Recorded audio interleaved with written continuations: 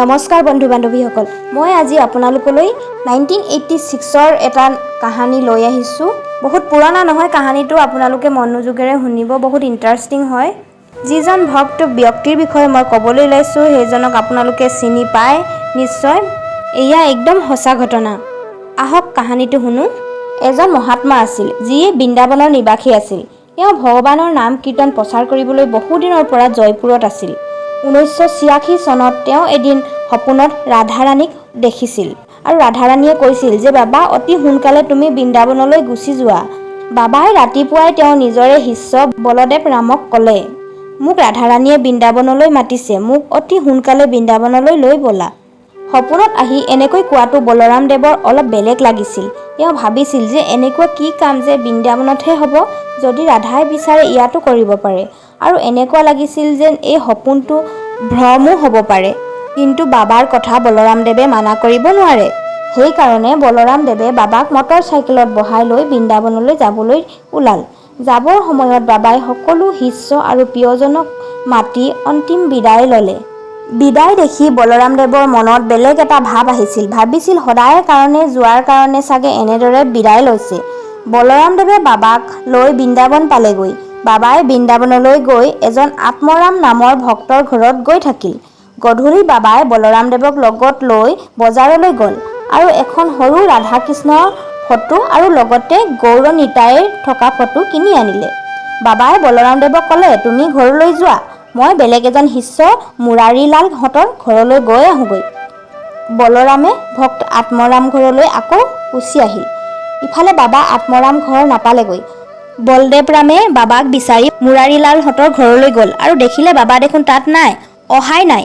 সকলোৱে আচৰিত হ'ল, বাবা কলৈ গুচি গ'ল। পিছদিনাখন সকলোৱে মিলি বাবাক বিচাৰিবলৈ ধৰিলে। বাবা কলৈ গ'ল কোনেও ধৰিব নোৱাৰিলে। বলৰামৰ মনলৈ চিন্তা আহিছিল যে ৰাধাৰাণীয়ে তেওঁৰ নিজৰ ধামলৈ মাতি ল'লে নেকি।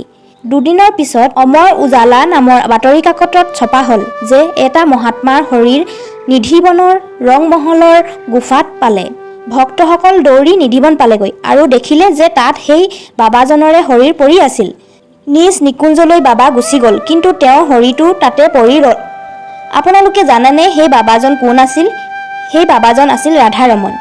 কলিকতাৰ পাঠবাৰী প্ৰসিদ্ধ শ্ৰী ৰামদাস বাবাৰ শিষ্য শ্ৰী ৰাধাৰমন দাস আছিল। শ্ৰী ৰাধাৰমন দাসৰ জন্ম 14 এপ্ৰিলত 1932 চনত বংগাল জিলাৰ 24 পাৰগানাত অন্তৰ্গত। তেওঁৰ পিতা বিনয় কৃষ্ণ জমিদাৰ লগতে কলিকতা হাইকোৰ্টৰ এজন প্ৰসিদ্ধ উকিল আছিল। মাতা শ্ৰীমতী মেনকা দেৱীৰ এগৰাকী ভক্তিমতী হোৱাৰ লগতে এজন বহল হৃদয়ৰ মহিলা আছিল। 5 বছৰ বয়সতে ৰাধাৰমনক ৰামদাসৰ বাবাৰ ওচৰত দীক্ষা দিছিল। শ্ৰী ৰাধাৰমনৰ সৰুৰে পৰাই ভক্তিভাৱ মনত জাগিছিল। সেই ভাৱ উৎপন্ন হৈছিল মাকৰ পৰা। তেওঁ সদায় একান্ত জেগাত ধ্যান মগ্ন হৈ ঘণ্টা ধৰি বহি থাকিছিল। ভক্তিৰ লগতে তেওঁ পঢ়া-শুনাও সম্পূৰ্ণ কৰিছিল। কলেজত পঢ়াৰ সময়ত তেওঁ সদায় মন মাৰি অকলে থাকিছিল, কাৰো লগত কথা পতা নাছিল। তেওঁ পঢ়াত বহুত চোকা আছিল। কলিকতাৰ বিশ্ববিদ্যালয়ৰ পৰা তেওঁ MA প্ৰথম বিভাগত পাছ কৰিছিল, সোণৰ পদকো জিকিছিল। শ্ৰী ৰাধাৰমন দাসে বিয়া পাতিব নিবিচাৰিছিল। তেওঁৰ ইচ্ছা আছিল বৃন্দাবনলৈ গৈ ভজন কীৰ্তন কৰা, কিন্তু ঘৰৰ মানুহে নামানিছিল। তেওঁৰ জীৱনৰ দুটা ৰাস্তা আছিল, এটা হ'ল সাংসাৰিক বান্ধোনত বান্ধ খাই জীৱন কটোৱা আৰু আনটো হ'ল বৈৰাগী হোৱা। তেওঁ এই দুটাৰ ভিতৰত এটা ৰাস্তা বাচিব লাগিছিল।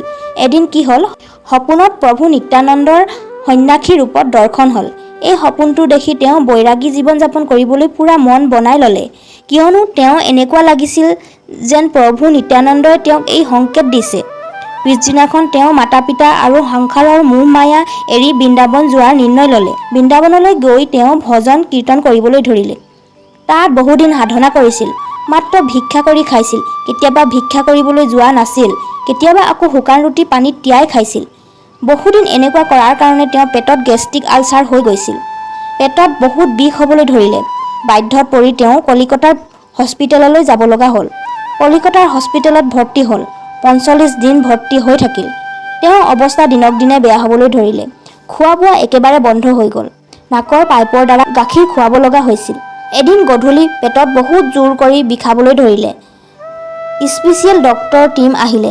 4জন ডক্টৰে আহি তেওঁৰ বিষয়ে ইংৰাজীত কথা পাতি আছিল যে আজি ৰাতিৰ ভিতৰত এওঁৰ মৃত্যু হ'ব পাৰে। ৰাধাৰমনে ইংৰাজী বুজি পাইছিল, সেয়াহে তেওঁ সকলো কথা বুজি পালে। বাবাৰ মৃত্যুৰ ভয় নাছিল। বাবাৰ ভয় এই কাৰণেই লাগিছিল যে বৃন্দাবনত মৃত্যু নহৈ কলিকতাৰ হস্পিটেলত মৃত্যু হ'ব।